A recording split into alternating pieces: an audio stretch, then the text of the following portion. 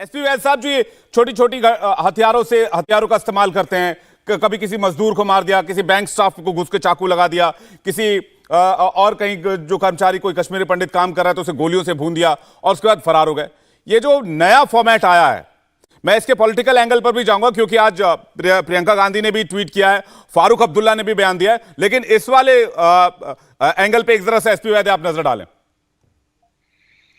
विवेक जी, ऐसा है कि अगर आप देखें पिछले 4-5 सालों से जब ऑपरेशन ऑल आउट स्टार्ट किया था 2017 में, इनफैक्ट उस वक्त मैं ही था डीजीपी, और उसके बाद 5 अगस्त 2019 में जब ये 370 हटाया, अगर आप देखें कि बहुत सारे टेररिस्टों का एनकाउंटर्स में मारा जाना, उनके हथियार चले जाना, अगर मेरे हिसाब से, मेरे पास एग्जैक्ट फिगर नहीं है, लेकिन 1000 से ज्यादा ही लोग टेररिस्ट होंगे जो मारे गए, उनके हथियार चले गए। तो रिपोर्ट्स के मुताबिक पिछले साल आईएसआई चीफ ने मुजफ्फराबाद में मीटिंग की जिसके उन्होंने एक रणनीति में तब्दीली लाई। ये टारगेट किलिंग आप उसके बाद ही देखें, आपने देखा होगा पिछले 8-10 महीनों से या अब लगभग 1 साल से ये चल रहा है। तो इसमें उन्होंने देखा कि हमारे कार्डर्स जा रहे हैं, हमारे हथियार जा रहे हैं, तो इस तरह से तो हम फोर्सेस से मुकाबला कर नहीं सकते, तो हमको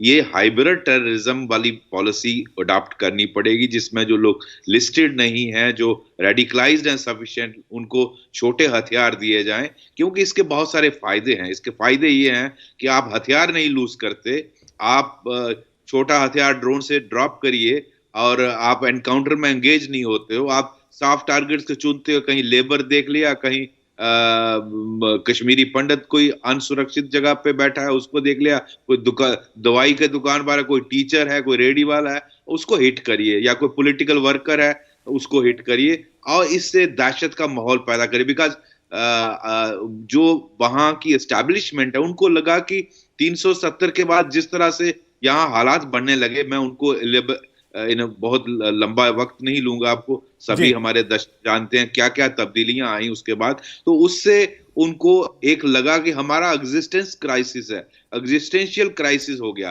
तो उनको लगा कि हमें रणनीति बदलनी। ये बिल्कुल सुशील पंडित जी सही कह रहे हैं, ये बेसिकली 32 साल पहले जिहाद का ही एक मतलब उसकी एक फॉर्म बदलती जा रही है, एक उसका एग्जीक्यूट करने का तरीका बदलता जा रहा है, लेकिन है ये तब से इन्होंने जो स्टार्ट किया है उसी की वजह से ये आतंक का एक मॉड्यूल। और अहमद अयाज कहते हैं कि ये पॉलिटिकली जो है इस मामले में सही फैसले नहीं लिए जा रहे हैं। अहमद अयाज, मैं इस पर जवाब लूंगा आपसे, लेकिन हमारे साथ रविंदर शर्मा जुड़े हुए हैं। रविंदर शर्मा जी, प्रियंका गांधी ने एक ट्वीट किया, उन्होंने लिखा, कश्मीर में आतंकियों द्वारा उत्तर प्रदेश के मजदूरों और एक कश्मीरी पंडित भाई की हत्या की घटना निंदनीय है। आतंकी लगातार हत्या की घटनाओं को अंजाम दे रहे हैं, लेकिन सरकार के पास एक्शन के नाम पर केवल खोखले बयान है। ये उनका बयान। फारूक अब्दुल्ला कहते हैं कि कश्मीर में टारगेटेड किलिंग कभी बंद नहीं होगा। यह फारूक अब्दुल्ला का बयान। जब नेता ही आतंकवाद के खिलाफ खड़े नहीं होंगे और दलगत राजनीति में उलझेंगे तो फिर आतंकवाद से मुकाबला देश कैसे करेगा? रविंदर शर्मा जी।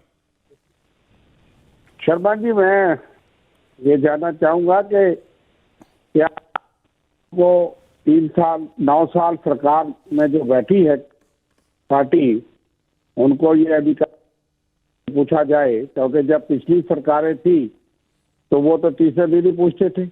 आज ये टारगेटेड किलिंग 30 साल में जो पीक मिलिटेंसी में जो लोग कश्मीर में सुरक्षित रहे, जिनको भागना नहीं पड़ा, जिनको घर नहीं छोड़ने पड़े, जो कश्मीरी पंडित या माइनॉरिटी के लोग वहाँ थे, कारोबार करते थे, उन लोगों को क्यों इस 2 साल या 3 साल कश्मीर अगर बना लिया, आपने कमर तोड़ दी, आपने आतंकवाद की कमर तोड़ी, इसमें कोई पीछे नहीं है।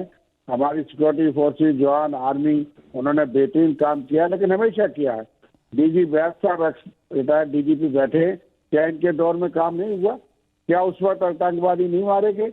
ये अगर यहाँ ना माने और ये कहें कि आज की सरकार ही सब कुछ कर रही है, दुर्भाग्यपूर्ण होगा। लेकिन हर दौर में हर पुलिस ऑफिसर, पुलिस जवान, आर्मी, सिक्योरिटी फोर्सेस ने इतनी कुर्बानी, इतनी बहादुरी से, और क्या इनके हाथ बंधे थे? ये एक्स डीजीपी बैठे, इनको पूछिए कि पिछली सरकारों ने अगर इनके हाथ बंधे थे तो आज तो नहीं ना बंधे हैं। मुझे नहीं लगता कि इनके हाथ बंधे थे। आतंकवाद से लड़ने के लिए किसी सरकार, किसी पार्टी, हर पार्टी के लोग मारे गए, हर समुदाय के मारे गए, लेकिन आज 2019 के बाद जब टारगेटेड करके माइनॉरिटीज को मारा जाता है तो ये एक डिजाइन है। हम पीछे ठीक है, अब मैं आपको बताता हूं। आपने कहा कि आपकी सरकार में भी आतंकियों को निशाना बनाया गया, आतंकियों का सफाया हुआ। मैं भी इस बात से इनकार नहीं करता। मैं आपको बताता हूं 2004 से 2014 के बीच 9,739 आतंकी घटनाएं हुई। 9,739, यानी कि हर साल औसतन 900 से ज्यादा आतंकी घटनाएं हुई। और आप इसको एज अ लेवल ले रहे हैं, आप इसको अब तारीफ के हिसाब से देखते हैं आप। और ये पिछले 8 साल में लगभग 3,000 के आसपास आतंकी घटनाएं हुई हैं। अभी भी आतंकी घटनाएं और इस बात से इनकार नहीं कर सकते हैं। कोई नहीं इनकार कर रहा, लेकिन आपके शासनकाल में 10 साल में 9,300 से ज्यादा आतंकी घटनाएं, हुर्रियत नेताओं के साथ चाय पार्टी डिनर चलता था, और आप कह रहे हैं कि हमने आतंकियों को कड़े तरीके से ट्रीट किया, अलगाववादियों से बातचीत करते थे आप। रविंदर शर्मा जी, पिछली सरकारों ने भी की है। आडवाणी साहब के साथ बंदूकधारी आतंकवादियों ने बात की है, वो फोटो सारे देश पे दिखाए गए। वाजपेयी जी की सरकार में भी किए गए।